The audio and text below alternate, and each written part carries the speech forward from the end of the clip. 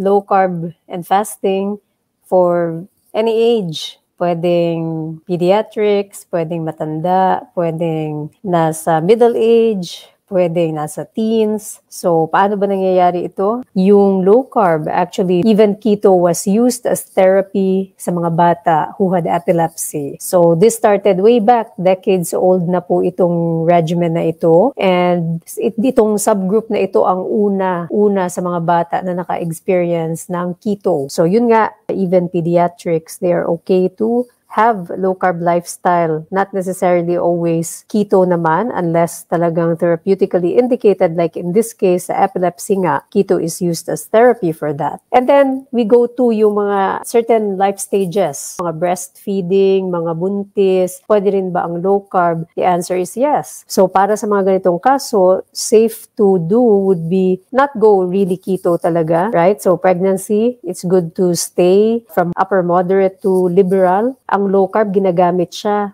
na treatment regimen para sa mga babae na merong gestational diabetes. Mga babae na nakadevelop ng diabetes sa kanilang pagbubuntis. Ano yung treatment? Hindi agad gamot. The first line na binibigay na treatment ng mga perinatal specialists ay low carb. So, gaano ka low carb? Well, sa Western world, they go around 130 grams of net carb. So, nasa liberal low carb po siya. Still low carb. Again, considering yung increased needs for metabolic fuel ng pregnant state. And ganun din sa breastfeeding. I don't normally recommend yung keto talaga. Moderate low carb is okay for breastfeeding. Again, because of the increased demands on the body. So, yan yung mga stages ng reproductive years. So, in this stage, 18 all the way to 65, pwede rin ang low carb. Paano yung ating mga seniors? Of course, pwede rin. May mga considerations dyan. Karamihan ng mga seniors normally would have medications that they take. Kasi karamihan ng mga seniors will have